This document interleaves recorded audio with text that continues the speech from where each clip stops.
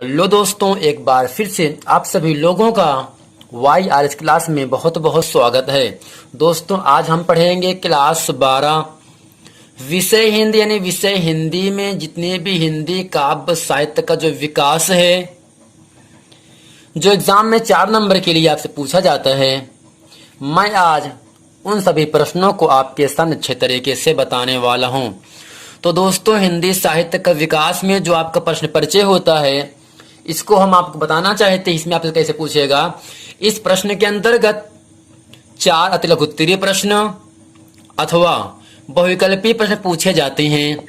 ये प्रश्न पाठ पुस्तक काव्यांजलि में दिए गए अंश पर आधारित होते हैं और विभिन्न कालों में काव्य साहित्य की प्रवृत्तियों, विधाओं में परिवर्तन, प्रतिनिधि, कवि एवं उनकी प्रमुख कृतियों से संबंधित होते हैं। और इसके लिए प्यारे बच्चों कुल 4 अंक निर्धारित हैं। तो प्यारे बच्चों, बगैर कुछ देर किए हुए चलते हैं, वीडियो को शुरू करते हैं। तो दोस्तों, प्रश्न नंबर 1 आपके सामने कह रहा है, हिंदी काव्य साहित्य के विविध कालों का समय बताइए। तो सबसे पहले बच्चों आपको ये ध्यान देना है, हिंदी काव्य साहित्य के जो विभिन्न काल हैं, जो समय है, उनको आपको बताना है। तो नंबर 1 करके यहाँ पर आता है आदिकाल। आदिकाल को प्यारे बच्चों वीरगाथा काल कहा जाता है, जबकि वीरगाथा काल सन 993 ईस्वी से 1318 ईस्वी तक है। दूसरा नंबर पर आता है पूर्व मध्यकाल, जिसे हम भक्ति काल के नाम से जानते हैं। आपसे पूछ सकता है पूर्व मध्यकाल को किन अन्य नामों से जाना जाता है, तो आपका उत्तर होना चाहिए भक्ति काल। यानी जो भक्ति काल है वह सन 1318 ईस्वी से 1643 ईस्वी तक है। तीसरा है उत्तर मध्यकाल, जिसे हम रीतकाल के नाम से जानते हैं, और ये जो रीतकाल है ये सन 1643 ईस्वी से 1843 ईस्वी तक है। चौथे नंबर पर आता है आधुनिक काल, जिसे हम गद्य काल के नाम से जानते हैं, जबकि जो गद्य काल है ये सन 1843 ईस्वी से अब तक है। यानी बच्चों, हिंदी काव्य साहित्य के जो विभिन्न काल हैं वो 4 भागों में बांटा गया है। आदिकाल, पूर्व मध्यकाल, उत्तर मध्यकाल, आधुनिक काल। यानी आधुनिक काल को गद्य काल, जबकि उत्तर मध्यकाल को रीतकाल, पूर्व मध्यकाल को भक्ति काल और आदिकाल को वीरगाथा काल के नाम से जाना जाता है। उपर्युक्त काल विभाजन आचार्य रामचंद्र शुक्ल के हिंदी साहित्य का इतिहास के आधार पर दिया गया। यानी जो प्यारे बच्चों जो काल समय दिया गया है, ये आचार्य रामचंद्र शुक्ल के हिंदी साहित्य के इतिहास के आधार पर दिया गया है। तो ये था प्यारे बच्चों प्रश्न नंबर 1। प्रश्न नंबर 2 आपके सामने कह रहा है, काव्य के कितने भेद होते हैं? इसके उत्तर में लिखेंगे हम 2 भेद। यानी बच्चों जो काव्य के भेद होते हैं, काव्य के 2 भेद होते हैं। नंबर 1 करके आपका है श्रव्य काव्य, दूसरा आपका है दृश्य काव्य, यानी ऐसा काव्य। श्रव्य का मतलब होता है सुनना, यानी सुनने पर जो काव्य उसे कहते हैं श्रव्य काव्य, जबकि देखने पर जो काव्य जो प्रस्तुत होता है उसे क्या कहते हैं दृश्य काव्य कहते हैं। यानी श्रव्य का अर्थ होता है सुनना, दृश्य का अर्थ होता है देखना। यानी जो काव्य के जो भेद होते हैं, 2 भेद होते हैं, श्रव्य काव्य और दृश्य काव्य होता है। प्रश्न नंबर 3 आपके सामने कह रहा है, प्रबंध काव्य तथा मुक्तक काव्य में क्या अंतर है? तो इसके उत्तर में लिखेंगे हम, प्रबंध काव्य में धारावाहिक कथा होती है, जबकि मुक्तक काव्य में प्रत्येक पद स्वतः पूर्ण होता है, उसमें कथा की सूत्रबद्धता नहीं होती है। यानी बच्चों जो प्रबंध काव्य होता है उसमें धारावाहिक कथा होती है, जबकि मुक्तक काव्य में क्या होता है, प्रत्येक पद क्या होता है स्वतः पूर्ण होता है, कंप्लीट होता है, उसमें कथा की सूत्रबद्धता नहीं होती है। प्रश्न नंबर 4 आपके सामने कह रहा है, प्रबंध काव्य के कितने भेद होते हैं?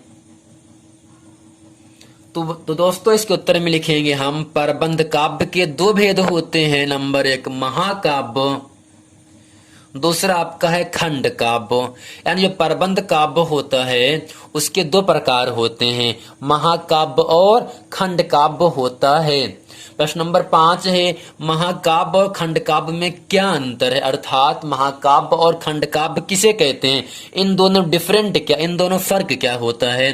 तो इसके उत्तर में लिखेंगे हम, महाकाव्य की कथा में जीवन की सर्वांगीण झांकी होती, यानी प्यारे बच्चों जो महाकाव्य होता है जीवन की जितनी भी चीजें होती हैं उन सबको लिखा जाता है महाकाव्य में, जबकि खंड काव्य में जीवन के एक पक्ष का चित्रण होता है, या बुढ़ापापन या युवापन या छोटापन।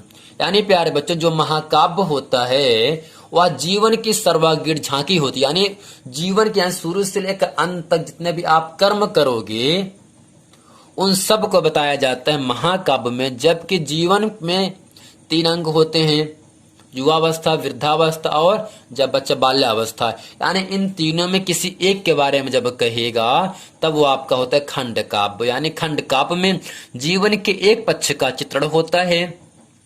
महाकाव्य के विस्तृत कथा वस्तु पर अनेक खंड काव्य लिखे जा सकते हैं।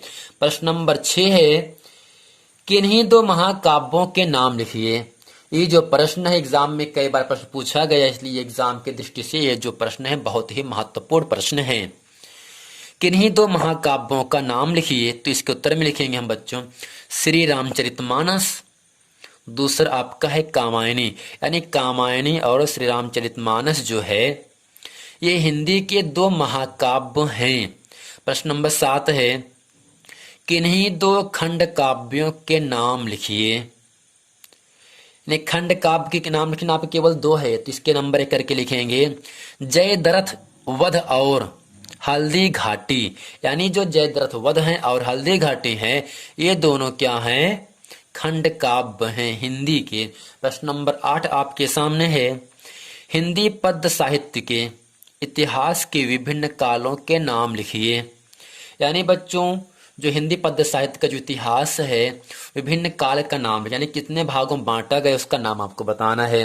तो इसके उत्तर में हम लिखेंगे नंबर 1 करके वीर गाथा काल, दूसरा है भक्ति काल, तीसरा रीत काल, चौथा है आधुनिक काल। यानी प्यारे बच्चों हिंदी पद्य साहित्य के जो इतिहास है उसको 4 भागों में बांटा गया है, वीर गाथा काल, भक्ति काल, रीति काल और आधुनिक काल। प्रश्न नंबर 9 है, आधुनिक काल की 2 प्रमुख प्रवृत्तियों का उल्लेख कीजिए।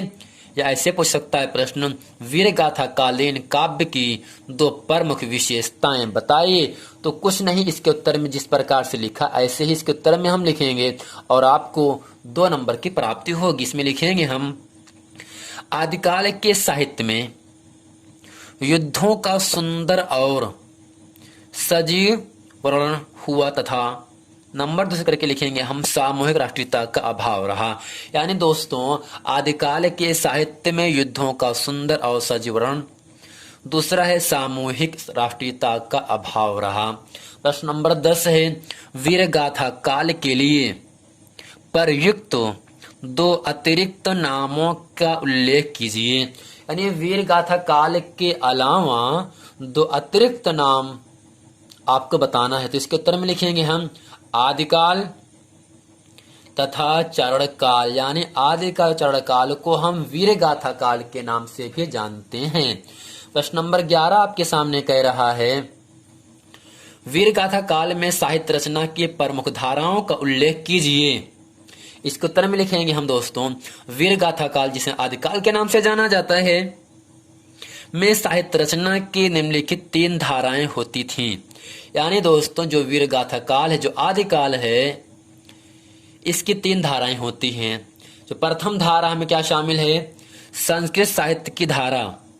द्वितीय में क्या शामिल है, प्राकृति एवं अपभ्रंश की धारा। तीसरा है हिंदी साहित्य की धारा। यानी दोस्तों जो वीर गाथा काल है इसकी जो 3 धाराएं होती हैं, संस्कृत साहित्य की धारा, प्राकृत एवं अपभ्रंश की धारा, हिंदी साहित्य की धारा। प्रश्न नंबर 12 आपके सामने कह रहा है, हिंदी का प्रथम कवि किसे माना जाता है। बहुत ही महत्वपूर्ण प्रश्न है। उनका रचना काल कब से प्रारंभ हुआ? तो दोस्तों इसके उत्तर में लिखेंगे हम, हिंदी का प्रथम कवि सराहपा को माना जाता है। उनका रचना काल 769 ईस्वी से प्रारंभ हुआ। यानी दोस्तों सराहपा को हिंदी का प्रथम कवि माना जाता है। उनकी जो रचना काल है वो सन 769 ईस्वी से प्रारंभ हुआ था। तो दोस्तों उम्मीद करते हैं ये पूरा प्रश्न जितना भी हम इस वीडियो में प्रश्न नंबर 12 अच्छे तरीके से आपको समझा दिए हैं, वो सभी प्रश्न एग्जाम की दृष्टि से बहुत ही महत्वपूर्ण प्रश्न है। यदि आपको यह प्रश्न वीडियो आप लोगों को समझ में आ गए तो वीडियो को लाइक करें, कमेंट करें, सब्सक्राइब जरूर करें और शेयर करना भूलें। मिलते हैं नेक्स्ट वीडियो में, तब तक के लिए थैंक यू।